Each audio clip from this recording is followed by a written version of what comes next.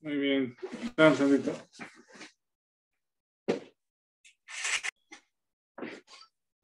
Hoy estamos en el 18:22. De hecho, 18:22. Quisiera, no es como una especie de repaso, pero más bien, si tienen en mente, por ejemplo, dos o tres cosas sobresalientes que crean que el libro de Hechos está enseñando. ¿O de qué se trata el libro de Hechos? Pues dos o tres cosas que pasen por su mente de lo que hemos estudiado. ¿Quién quiere comentar algo? ¿De qué se trata el libro de Hechos? Sí, Vic. Yo diría de los inicios de la iglesia. Ajá. Otros son los viajes de Pablo. Y pues la última sería cómo obró el Espíritu Santo, cómo Dios trabajaba en poner la iglesia junta, pues. Ajá. Sería una, y pues algunos principios también de organización práctica de la iglesia. Ajá. Cuando dices de poner la iglesia junta es que las personas lleguen a conocerse y a unirse, pues, ¿no? Sí, o sea, lo que comentabas la semana pasada o antepasada de que un carcelero, una señora rica que vendía tela o púrpura, pues, que era de Ajá. otro lado, y así como, o sea, el carcelero y su familia y esa sería, o sea, como Dios atrae a la gente, ¿no? A un lugar, Ajá. a congregarse, a conocer otras personas. Sí, muy bien. ¿Quién más? ¿Alguien más? Marcos, Isaac, ¿qué les viene a la mente? Yo completaría eso de la iglesia. También hay pues enseñanzas de cómo debe dirigirse la iglesia, pues, y también se dan muchos problemas que comúnmente también se dan en las iglesias de ahora, pues. Ajá. Entonces también son enseñanzas de cómo responder ante esas situaciones. Ok, sí, muy bien, Isaac, qué bueno. ¿Qué más les viene a la mente, Marcos?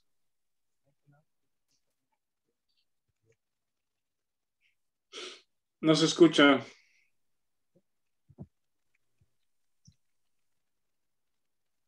Son los actos y hechos del Espíritu Santo y del capítulo 1 al 11 nos enseña el Señor cómo se realiza la utilización de las llaves del reino que en Mateo 16 le dice nuestro Señor Jesús a Pedro, ¿no? ¿Qué es las llaves del reino? El Evangelio. Ok. Esa parte es muy interesante porque estaba escuchando. Bueno, si quieren, ahorita comento un par de cosas. A Marcos, ahora sí.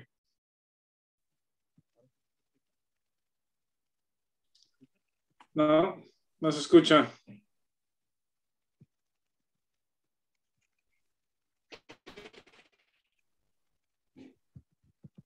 ¿No?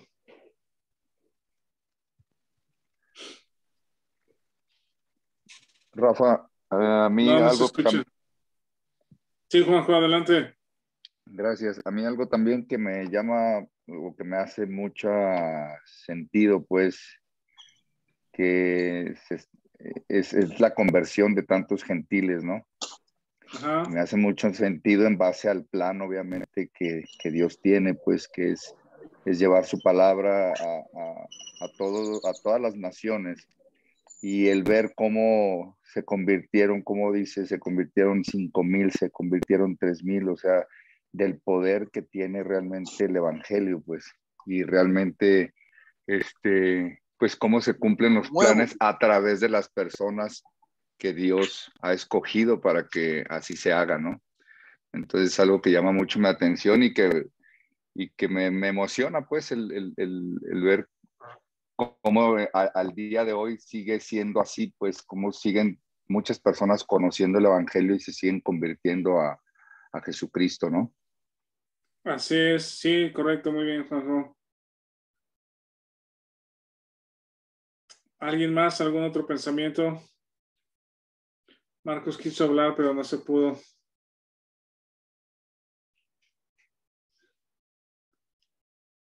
Sí, pues en términos generales es correcto lo que dicen, pues, ¿qué es lo que hace el Espíritu Santo, la llegada del Espíritu Santo o el inicio de la iglesia? Que ya después Pablo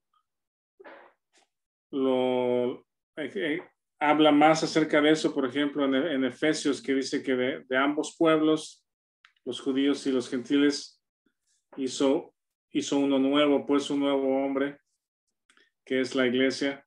Habla de un misterio oculto que justamente es esta parte, que el evangelio es predicado a los gentiles y no solamente judíos se convierten, sino, como dice Hechos 1:8, Jerusalén, Judea, Samaria y hasta lo último de la tierra. Ese es como que lo que estamos viendo, que Dios usa un poco a Pedro y más a Pablo para la extensión del evangelio en esas regiones o en ese orden, ¿verdad?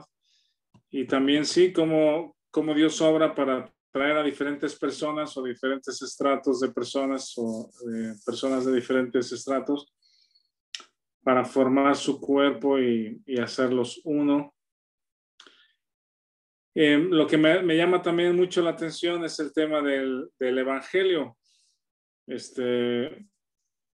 Si en algún lugar hay más predicaciones de lo que es el evangelio, es Hechos, pues. Pablo, ya estudiamos el libro de Romanos, que el tema de Romanos es el evangelio con muchos detalles o muchos más: la condenación, la justificación, la identificación y el fruto del Espíritu o la santificación. Pero donde vemos más predicaciones o individuos exponiendo el evangelio es en el libro de los Hechos, ¿verdad? Entonces estaba yo escuchando a un predicador, es conocido, pues, es conocido, pues, y él decía que en algunos de los seminarios que él da, una de las primeras preguntas o de las preguntas que hace al auditorio, donde normalmente tiene a pastores, pues, o a personas que están en el ministerio, que les pregunta: ¿qué es el evangelio? Para ustedes, ¿qué es el evangelio? Y entonces dice, muy poquitos pudieron contestar correctamente qué es el evangelio. Algunos hablaban de su testimonio, otros hablaban de ¿cómo se llama? De los cambios de una persona y de otras cosas, pues, menos el evangelio. Y lo que estamos viendo aquí en el libro de los Hechos es justamente que estas buenas noticias son acerca de Jesucristo. El evangelio es acerca de Jesucristo, que él nació sin pecado, vivió sin pecado, fue llevado a la cruz injustamente, pero él dio su vida, murió por nosotros, murió por el mundo, todo aquel que cree, resucitó, fue sepultado, resucitó al tercer día y Dios le hizo Señor y Cristo, y en él tenemos perdón de pecados. Una y otra vez lo que hemos dicho, pues, Pedro a los judíos 2 veces, Pedro al concilio de los sacerdotes 1 vez, otra vez Pedro a los gentiles de Cornelio, donde está Cornelio en su casa con sus invitados, les expone el evangelio. Esteban expone el evangelio al ¿cómo se llama? Al concilio de judíos también, de los sacerdotes. Felipe expone el evangelio, primero en Samaria y luego ¿cómo se llama? Al eunuco. Entonces, todas estas predicaciones que estamos viendo, y luego Pablo mismo por una y otra vez, nos dan una luz muy, muy buena, muy interesante y muy importante de lo que la iglesia debe considerar o debe compartir como el Evangelio. El Evangelio es acerca de Jesucristo. Y justamente este predicador decía esto. Decía, si en algún lugar podemos estudiar qué es el Evangelio, es en el libro de Hechos. Dice el testimonio, cuando alguien da su testimonio de su conversión, dice, eso no es el Evangelio. Él le llama, eso es pre-evangelismo, ¿verdad? Estás hablando de cómo Dios cambió tus circunstancias o te llevó a conocer a Cristo o te tenía en cierta situación de necesidad, pero eso no es el Evangelio. Y en fin, hablaba de estas cosas. Bueno, si quieren avanzamos entonces en Hechos 18:22. Hechos 18:22. Y veíamos que Pablo aquí termina su segundo viaje misionero. Dice 18:22, habiendo arribado a Cesarea. Este Cesarea es el mismo lugar justamente donde Pedro fue a compartir con Cornelio, ¿verdad? Ese puerto que ya dijimos que fue construido por Herodes, o Herodes lo transformó en un lugar de recepción de los romanos para toda la región ahí de Judea. Y había ¿cómo se llama? Edificios, lugar de entretenimiento, el puerto, en fin. Entonces Pablo llegó ahí a Cesarea, dice el 22, subió para saludar a la iglesia. Subió es Jerusalén, subió a Jerusalén. Acuérdense que Jerusalén está en una especie de, ¿cómo le podemos llamar, Vic? En una loma, en un cerro, Pues, no es un cerro, pero es un... No, es otro nivel de altura, pues. Es un lugar alto, ¿no? Sí. Como en una... Digamos que está como a 1 hora de la playa, 1 hora y media, o menos de 1 hora y media, y está a 1000 metros de altura, ¿no? Entonces, Ok. Entonces, esa referencia de subió para saludar a la iglesia es que fue a Jerusalén, pues. Y luego en el siguiente renglón dice, y luego descendió a Antioquía. Antioquía, recuerden que es la ciudad donde estaba la segunda iglesia más importante en ese momento, pero era mayormente de gentiles, ¿verdad? Antioquía de Siria. Entonces al sur estaba Jerusalén, mayormente iglesia de judíos, y al norte estaba Antioquía, mayormente de gentiles. Y de hecho ahí es donde inició su primer viaje misionero Pablo, Antioquía. Y luego el 23 dice, y después de estar ahí algún tiempo, salió recorriendo por orden la región de Galacia y Frigia, confirmando a todos los discípulos. Ese es el inicio de su tercer viaje, pues, su tercer vuelta, confirmando a los creyentes, pues, visitando diferentes iglesias, diferentes lugares que ya había ido. Y aquí menciona a Éfeso como la primera ciudad importante donde llega, pero nos da un antecedente. Antes de que Pablo llegue a Éfeso, nos da un antecedente de un hombre llamado Apolos. Y es interesante estudiar esta parte. Pues alguien que quiera leer, por favor, del 24 al 28. ¿Quién lo quiere leer? Yo, hermano. Adelante, por favor, Octaviano. Apolos predica en Éfeso. Llegó entonces a Éfeso un judío llamado Apolos, natural de Alejandría, varón elocuente, poderoso en las escrituras. Este había sido instruido en el camino del Señor y siendo de espíritu fervoroso, hablaba y enseñaba diligentemente lo concerniente al Señor, aunque solamente conocía el bautismo de Juan. Y comenzó a hablar con denuedo en la sinagoga, Pero cuando lo oyeron, Priscila y Aquila le tomaron aparte y le expusieron más exactamente el camino de Dios. Y queriendo él pasar a Acaya, los hermanos le animaron y escribieron a los discípulos que le recibiesen. Y llegando él allá, fue de gran provecho a los que por la gracia habían creído, porque con gran vehemencia refutaba públicamente a los judíos, demostrando por las escrituras que Jesús era el Cristo.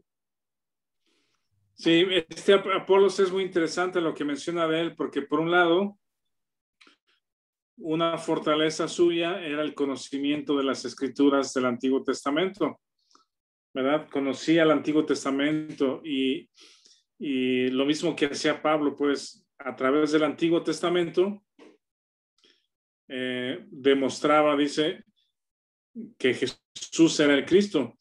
Es lo que les decía la otra vez, que es como poner las últimas piezas del rompecabezas o la última pieza del rompecabezas, ¿verdad? Todo lo que conocían los judíos acerca del Mesías esperado del Antiguo Testamento, y es lo que predicaba Esteban y Pedro, que es nuestro padre Abraham y, ¿cómo se llama? Y los patriarcas y David y a través de los profetas, la exposición del Antiguo Testamento acerca del Mesías prometido, pero llegar a la conclusión de que ese Mesías del Antiguo Testamento es Jesucristo. Ese es la última parte del rompecabezas, pues, o la más importante después de la exposición del Antiguo Testamento. Pablo, y aquí vemos que Apolos, lo que decían era, ese Mesías es este Jesucristo. Y Jesucristo es así, así, así. Él murió, resucitó, en fin. Y entonces Apolos tenía esa fortaleza, ¿verdad? En su exposición, que conocía las Escrituras y demostraba que a través de las Escrituras el Mesías era Jesucristo o Jesús el Cristo. Y la otra fortaleza que tenía Apolos era su personalidad, pues alguien diría como que su hardware, ¿no? Su manera de pensar, de actuar, de comportarse, dice, era elocuente, ¿verdad? A mí me admiro de personas que usan bien las palabras, pues, ¿verdad? La elocuencia de las palabras. Me gusta mucho cómo personas se expresan de manera entendible y sencilla, pero arman palabras sin ser, ¿cómo se llama? Hablar palabrerías, ¿no? Sino el buen uso de las palabras. Y dice que él era elocuente. Yo creo que él sabía usar palabras, pues sabía hablar correctamente.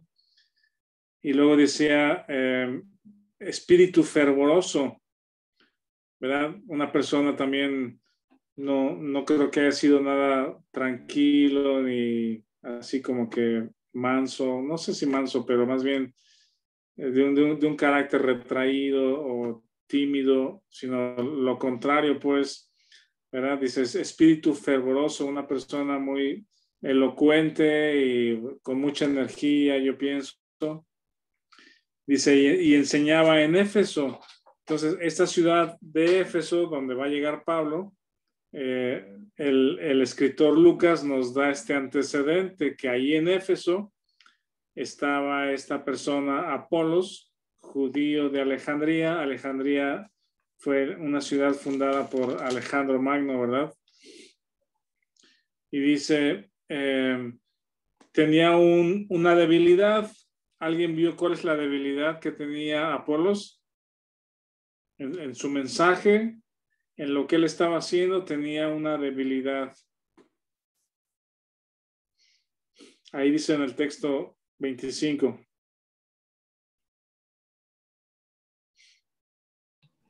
No solo conocía el bautismo de Juan. Ajá. Dice, aunque solamente conocía el bautismo de Juan. ¿Verdad? Aquí, en este momento, ya estamos hablando alrededor del año, creo que es como 58, 60, por ahí después de Cristo. 58, yo creo, 56 me parece.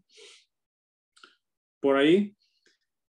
Y Apolos conocía lo que había sucedido hasta el año 30, ¿no? Por decir, cuando Jesús fue bautizado, cuando Jesús inicia su ministerio, por el año 30, 32, no sé.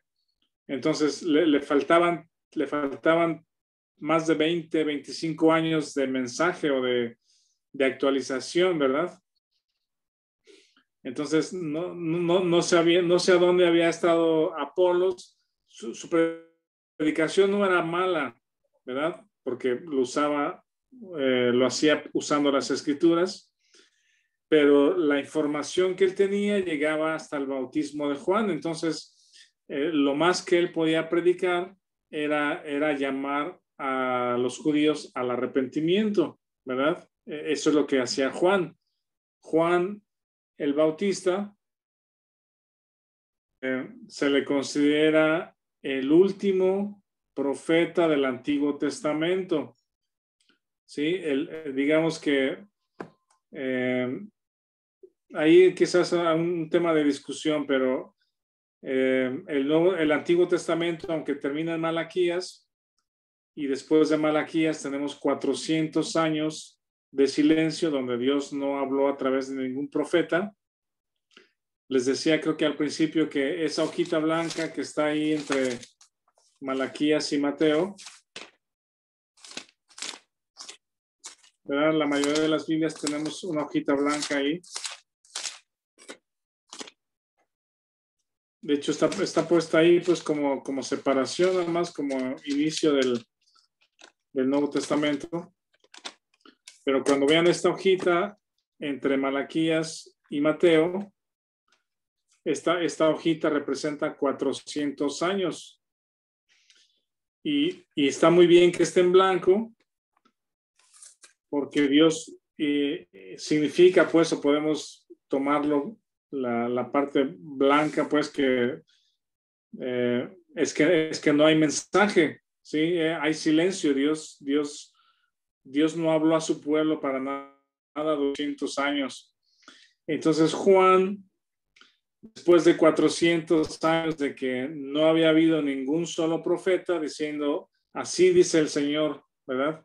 Y si hubiese habido alguno, o si hubo algún profeta, no fue enviado por Dios, fue hablar de su propia cosecha, o hablar lo que los gobernadores o los gobernantes querían, ¿verdad? Tener a alguien que hable por ellos, pero Dios no habló, pues. Entonces, después de 400 años, viene Juan el Bautista y diciendo, así dice el Señor, ¿verdad? Entonces llama la atención de la gente, porque hacía mucho que Dios no hablaba, o que algún profeta hablara en el nombre de Dios. Y entonces lo que Juan hace es llamar al pueblo de Israel, o a los judíos, al arrepentimiento. Dice, arrepentíos. Y lo primero que hace respecto a Jesucristo, cuando lo bautiza, o cuando Jesús viene a bautizarse, es, he aquí el Cordero de Dios que quita el pecado del mundo. Ese es el testimonio de Juan el Bautista respecto a Jesús. Y entonces, hasta ahí conocía a Apolos. Entonces, con toda la explicación del Antiguo Testamento, elocuente, fervoroso, su mejor predicación era, arrepiéntanse, ¿verdad? ¿Hasta ahí tienen alguna duda o algún comentario? Su debilidad, por decirlo de alguna manera, era que solamente conocía hasta el bautismo de Juan. ¿Algún comentario? ¿No? Entonces dice en el versículo 26 que cuando le oyeron Priscila y Aquila, habíamos visto que en el capítulo 18 era un matrimonio que encontró, o Pablo los encontró en Corinto, ¿verdad? Y eran del mismo oficio, Aquila y Pablo, y en Corinto hacían tiendas juntos y predicaban el evangelio ahí en Corinto, pues. Entonces, ahora Priscila y Aquila entendemos que están en Éfeso y escuchan a Apolos predicar. Con denuedo, dice en el versículo 26, pero cuando le oyeron Priscila y Aquila, le tomaron aparte y le expusieron más exactamente el camino de Dios. ¿Qué es esa exposición más exacta? Pues, ¿qué es lo que le enseñaron o qué le actualizaron? Pues, Precisamente es una actualización de lo tiempo que estuvo ausente, ¿no? ¿una actualización?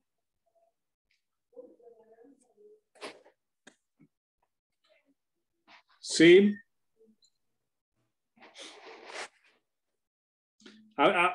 ¿Alguien más? ¿Algún otro comentario? ¿Qué es esta exposición más exacta al camino de Dios? ¿Qué no conocía Apolos, pues, que Aquila y Priscila sí conocían? Pastor, que Jesucristo vino hecho carne, que todas las profecías mesiánicas del Antiguo Testamento se habían cumplido en Cristo, ¿no? En la vida santa y perfecta que Él vivió representando a toda la humanidad. Así como en Adán había entrado la muerte a todos, ahora en Cristo entra en la vida eterna todo aquel que cree. Fue crucificado para el perdón de nuestros pecados, derramó la vida de su sangre por amor a nosotros y al tercer día resucitó para justificarnos por la fe, ¿no? Sí. Era como llamar al arrepentimiento, ¿verdad? Apolos, usando el Antiguo Testamento, llamaba al arrepentimiento, pero no concluía con el evangelio, ¿verdad? Es decir, el evangelio o las noticias que él apuntaba o que él predicaba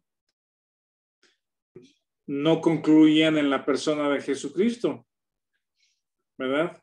Concluían en Juan, es arrepiéntanse, reconcílense con el Señor, y hasta ahí él predicaba.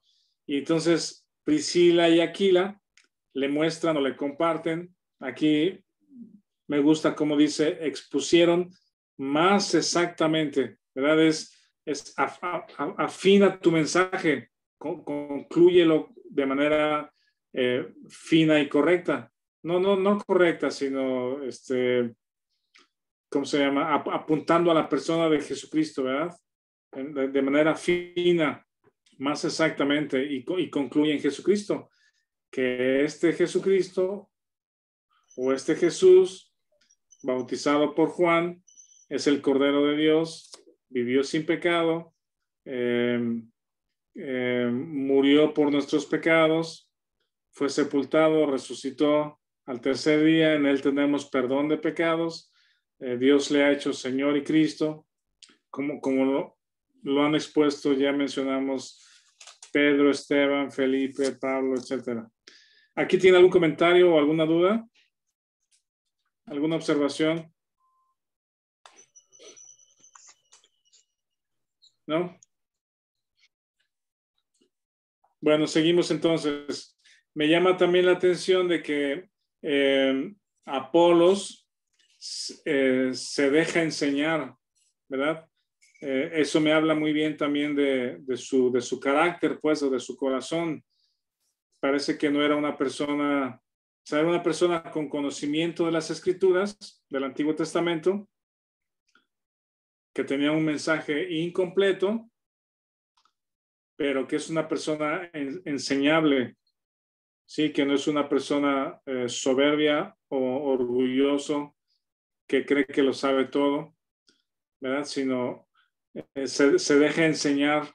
Eso me gusta también y es una de las cosas que también valoramos pues o se puede conocer la humildad o la disponibilidad, disposición de una persona para aprender en ese sentido? Si hay algo que necesitamos aprender, pues estar dispuestos a aprenderlo, a escuchar y aprender.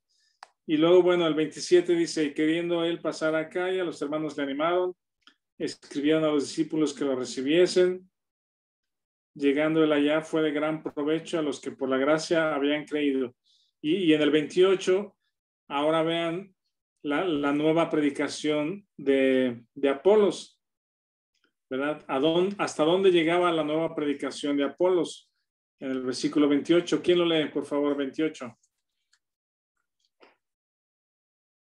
Yo lo leo. Porque con gran vehemencia refutaba públicamente a los judíos, demostrando por las escrituras que Jesús era el Cristo.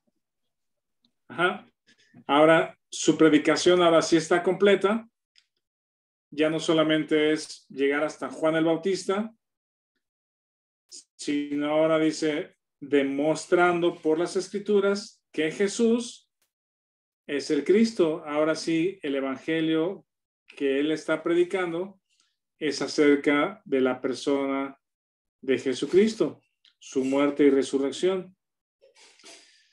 Y bueno, en el capítulo 19, ahora sí, Apolos se va de Éfeso y coincide la llegada de Pablo a Éfeso, ¿verdad? Se va uno y llega otro. ¿Alguien puede leer del 1?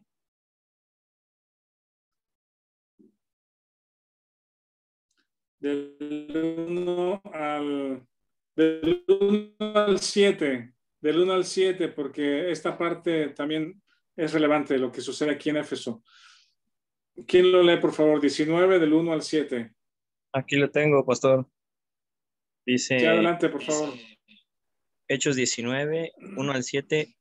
Pablo en Éfeso. Aconteció que entre tanto que Apolos estaba en Corinto, Pablo, después de recorrer las regiones superiores, vino a Éfeso, y hallando a ciertos discípulos les dijo, ¿recibisteis el Espíritu Santo cuando creísteis? Y ellos dijeron, ni siquiera hemos oído si hay Espíritu Santo. Entonces dijo, ¿en qué pues fuisteis bautizados? Ellos dijeron, en el bautismo de Juan. Dijo Pablo, Juan bautizó con bautismo de arrepentimiento, diciendo al pueblo que creyesen en aquel que vendría después de él, esto es, en Jesús, el Cristo. Cuando oyeron esto, fueron bautizados en el nombre del Señor Jesús, y habiéndoles impuesto Pablo las manos, vino sobre ellos el Espíritu Santo, y hablaban en lenguas y profetizaban. Eran por todos unos 12 hombres. Y hasta ahí, ¿qué observan en estos textos? Hay un par de cosas interesantes. ¿Qué observan en el texto? ¿Qué sucede cuando Pablo llega a Éfeso? ¿Qué observan que sucede?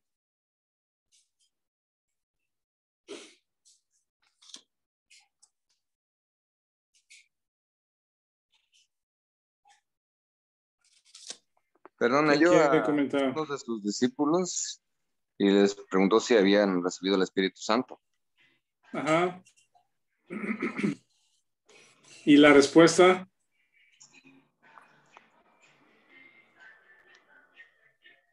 Parecía que también tenían incompleto el mensaje y la enseñanza, ¿no? También estaba incompleto, quizá por la misma predicación de Apolos, ¿verdad? Que era una predicación incompleta. Había personas de buen corazón que querían arrepentirse, o se arrepintieron pues de corazón queriendo reconciliarse con Dios, pero Perdón. por la predicación. Sí, adelante, Eduardo. Perdón, Rafa, también dijeron que ni siquiera habían oído escuchar del Espíritu Santo, ¿no? Exactamente. Yo pienso que por la misma predicación incompleta de Apolos, ¿verdad? y aunque había personas que se querían reconciliar con Dios de alguna manera, la pregunta de Pablo fue, ¿recibiste al Espíritu Santo? Y ellos ni siquiera hemos oído si hay Espíritu Santo, no sabemos qué es eso, pues no tenían el mensaje completo del Evangelio, lo que ya en muchas iglesias o en muchos lugares, partiendo de Jerusalén, Cesarea, Samaria, Antioquía, Corinto y otros lugares, pues donde había ido ya Pablo, Filipo, pues las ciudades donde ya había ido en sus 2 primeros viajes misioneros y la extensión del Evangelio por la región de Judea, sabían el mensaje completo, ¿verdad? Incluido el Espíritu Santo, la venida del Espíritu Santo. Entonces, ellos ignoraban la venida del Espíritu Santo. Y dice el versículo 3, entonces, ¿en qué fuisteis bautizados? Y dijeron, en el bautismo de Juan, que era lo que predicaba Apolos, ¿verdad? Y por esas razones, sucede a continuación, ¿lo observó? ¿Qué es lo que sucede a continuación? ¿Qué observan que ya no habíamos visto?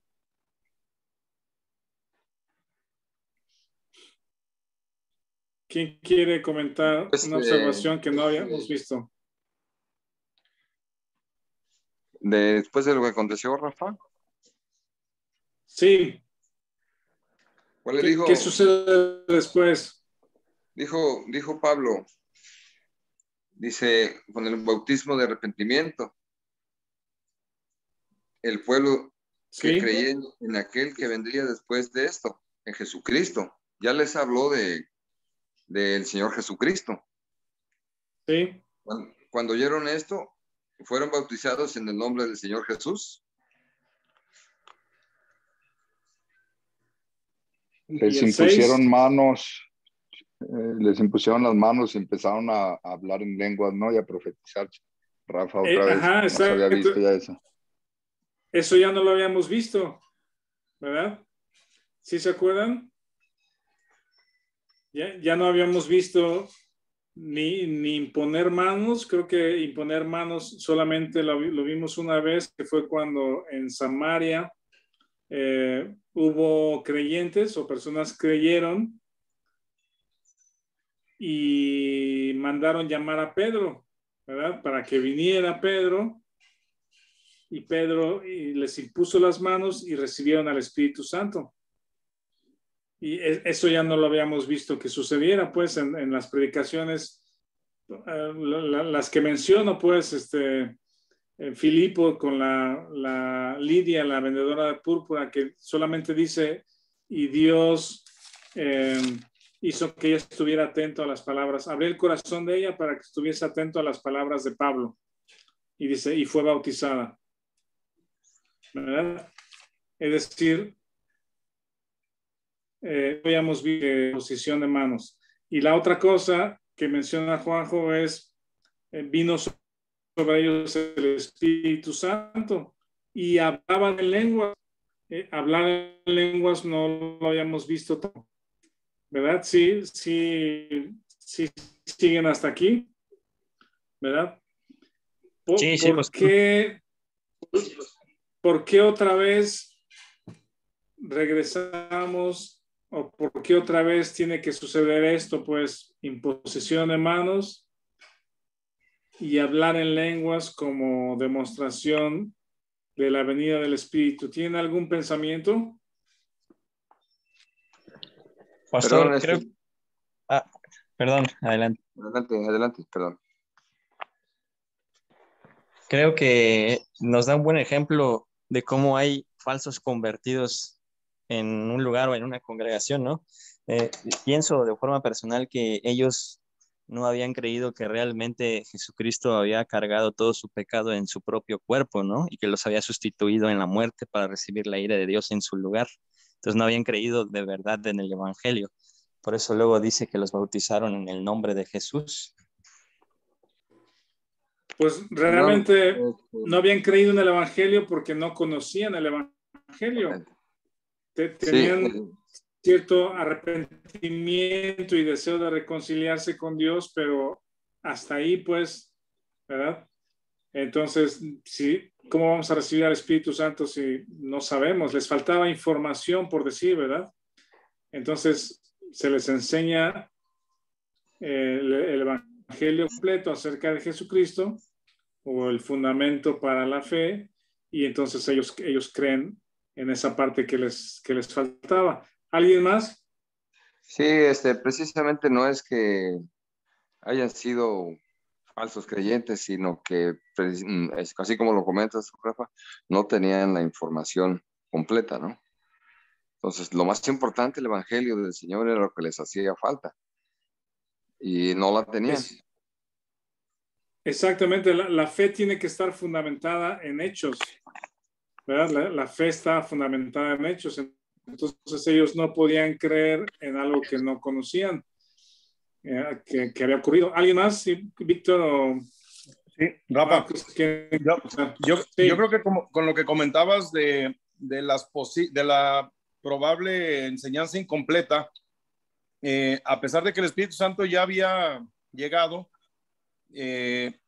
ellos quizás necesitaban como evidencia palpable, ¿no? De entender que el Espíritu Santo ya estaba y que ellos pudieran conocer al Espíritu Santo, porque hasta ese momento ellos no lo conocían. Entonces, quizás lo más probable sea de que por alguna razón,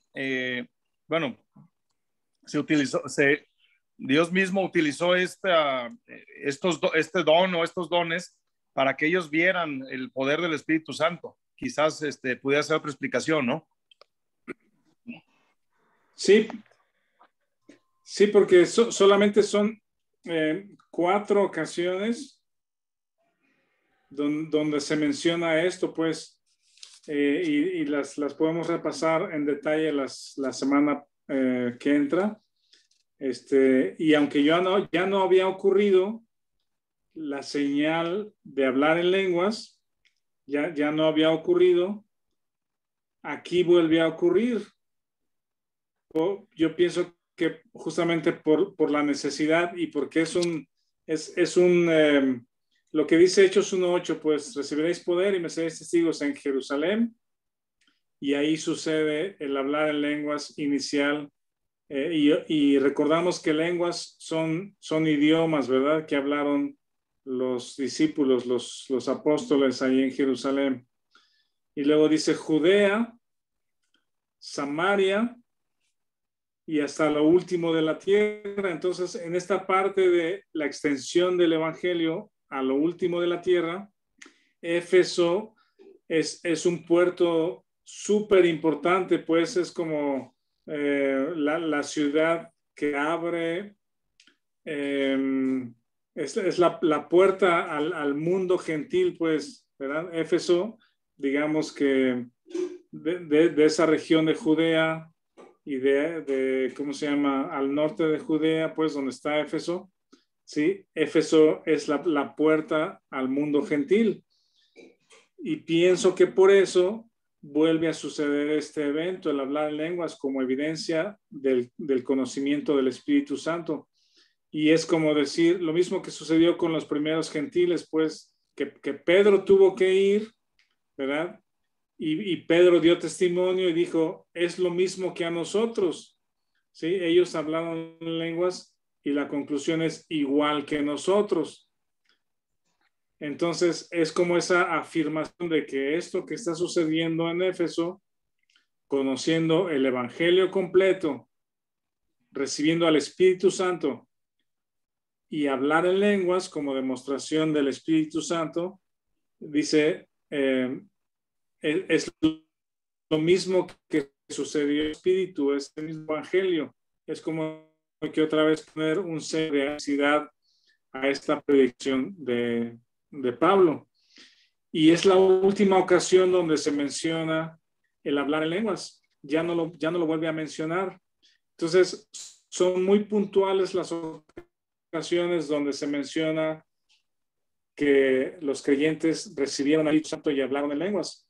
No a todos les sucedió, ¿sí? Y vemos que en muchas de las predicaciones que hemos visto, al eunuco, a Lidia en Filipo, al carcelero en Filipo, no necesitan esa evidencia, no hay esa evidencia de hablar en lenguas, ¿verdad? ¿Alguien más tiene algún comentario, alguna observación hasta aquí?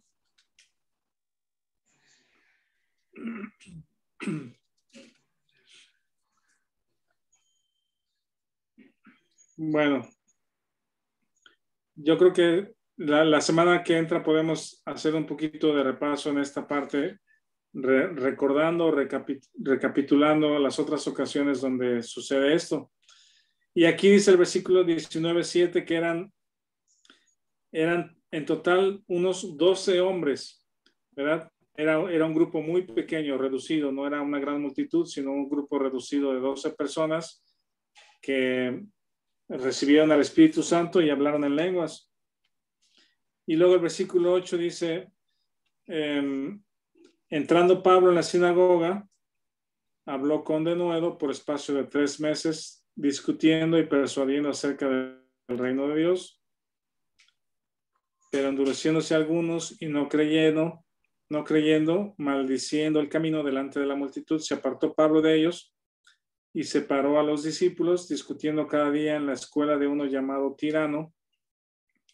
Así continuó por espacio de 2 años, de manera que todos los que habitaban en Asia, judíos y gentiles, oyeron la palabra del Señor Jesús.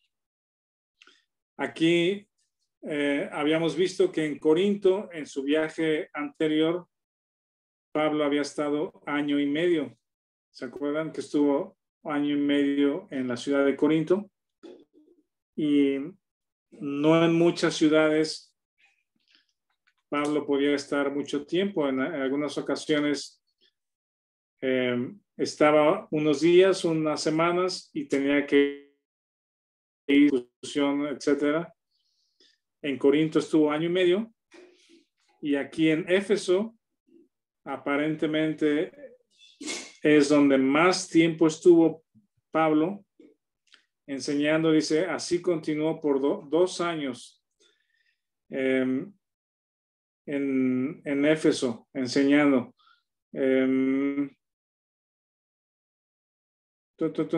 Antes de meternos a la última sección, no sé si tienen alguna pregunta o duda, comentarios hasta aquí. Sí, Rafa, aquí menciona dos lapsos de tiempo. Primero dice que estuvo 3 meses. Habló con denuedo por espacio de 3 meses, discutiendo y persuadiendo acerca del reino de Dios. Y después menciona que estuvo 2 años, que pareciera ser que estuvo nada más con esos discípulos, ¿no? O sea, como que los 3 meses fue predicando abiertamente a todo mundo y después los 2 años, al menos yo entiendo aquí que fue como únicamente con los discípulos. No sé si estoy equivocado. Parece que esos 3 meses, dice, discutía en la sinagoga. Entrando Pablo en la sinagoga, habló con denuedo por espacio de 3 meses. Parece que esos 3 meses estaba más enfocado en la sinagoga. Pero luego dice que no creyendo, maldició en el camino delante de la multitud. Dice, y Pablo separó a los discípulos y posiblemente sí, que esos 2 años ya los haya dedicado más a discipular, pues, o a entrenar a los hermanos, o a enseñarles más a los hermanos, más que predicar a los judíos en la sinagoga. Y parece que Éfeso fue como que el centro de operación de Pablo por esos 2 años, porque la palabra se extendió, dice, por Asia, por toda Asia. Dice, los que habitaban en Asia, judíos y griegos, oyeron la palabra del Señor. Y algo que vamos a notar en este tercer viaje misionero, y luego lo vemos también en las cartas de Pablo, es que cada vez menciona a más personas involucradas en el ministerio o en la predicación, o más son las personas que ayudan a Pablo, ¿verdad?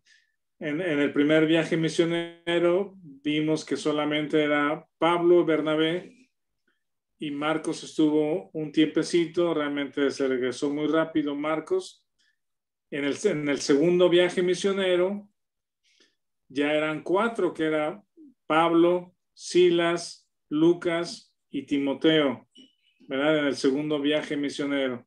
Pero ya en este tercer viaje misionero ya hay muchas personas involucradas, ¿va? Podemos luego ir señalando a uno y a otro y a otro y a otro que se van involucrando en el viaje, incluidos a Priscila, Aquila, Apolos, Timoteo. Aquí menciona a otra persona llamado Erasto, ¿verdad? Entonces el número de discípulos crece y Éfeso, convirtiéndose como en el centro de operación de Pablo, hay muchas personas a las que ahora él puede mandar a compartir y a tener cuidado de los discípulos en diferentes ciudades. ¿Algún otro comentario, alguna observación?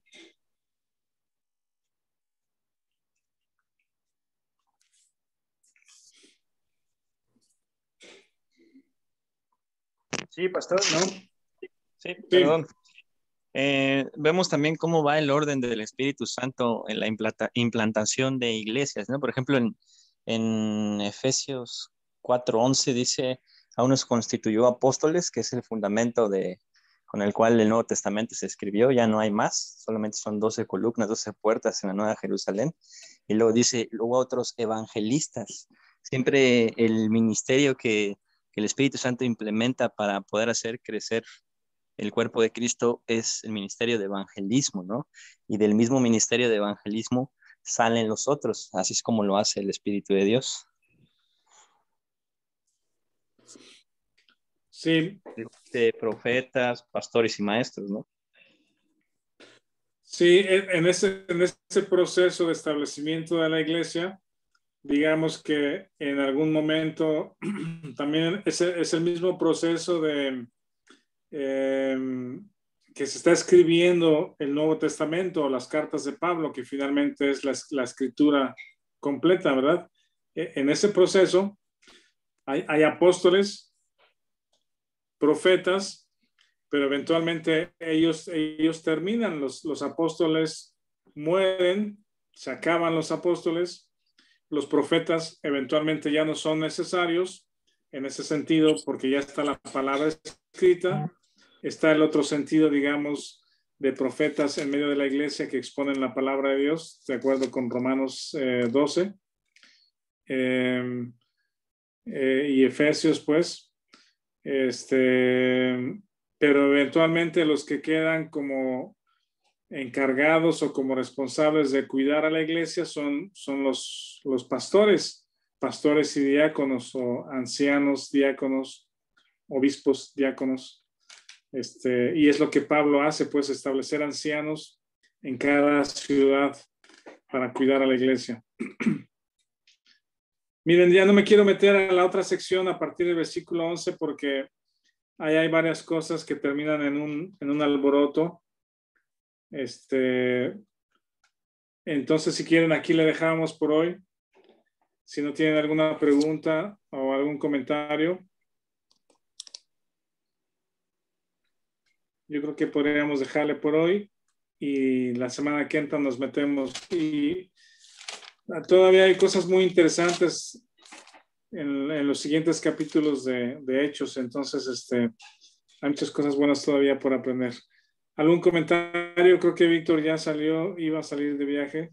Ya no lo veo conectado. ¿Ahí vas en camino? Ahí vamos en camino.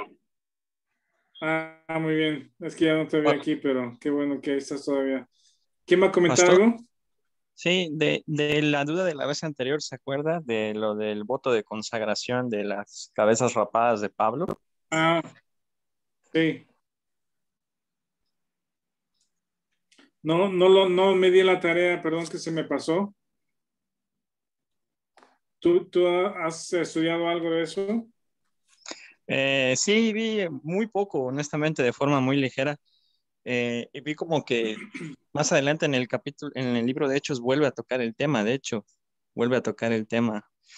Capítulo 20 y tantos, es una referencia al libro de Números, capítulo 6, me parece. que cuando iban a ser utilizados por Dios, se consagraban sus cabezas. Y aquí la consagración para los creyentes bajo la gracia, pues que somos gentiles, que no venimos étnicamente de los judíos, pues está en Romanos 12:1, ¿no? Dice que presentemos nuestros cuerpos como sacrificio santo, agradable, que es vuestro culto racional, con la inteligencia espiritual que Dios nos ha dado, ¿no? O sea, que no consagremos a la carne, sino a la nueva creación, nacida de nuevo por el Espíritu de Dios. Pero no pude indagar más, solo que era un voto de consagración, porque consagraban sus cabezas para el servicio exclusivo de Dios. Sí, era un voto. Acuérdense que las cartas escritas por Pablo es, digamos, que la doctrina de fe o el fundamento para la fe y la conducta en el tiempo de la iglesia, ¿verdad? No desecho la escritura, por decir el resto de las escrituras, pero ahí tenemos la doctrina de fe y conducta para la iglesia, y Pablo no enseña a la iglesia este nuevo cuerpo o nuevo hombre mencionado en Efesios, no menciona algo relativo a hacer votos, pues, ¿verdad? Es una doctrina diferente. Bueno, ¿alguien más, algún otro comentario? Si no, ¿alguien nos quiere despedir con una oración? ¿Algún voluntario? De hecho, pastor, más adelante Pablo vuelve a tocar el tema y lo que usted dice de los votos, dice muy claramente que los gentiles no deben de hacer eso, o sea, los gentiles convertidos, pues. Sí. Sí, correcto. Eduardo, ¿ibas a mencionar algo? Perdón. Si me permitías terminar en oración. Sí, por supuesto. Muchas gracias, Eduardo. Y con esto nos despedimos. Adelante. No. Padre nuestro que estás en el cielo, le damos gracias, eterno Señor, por habernos dado esta enseñanza, Señor, este estudio. Aunque estemos a distancia, Señor, nos conectamos espiritualmente y sabemos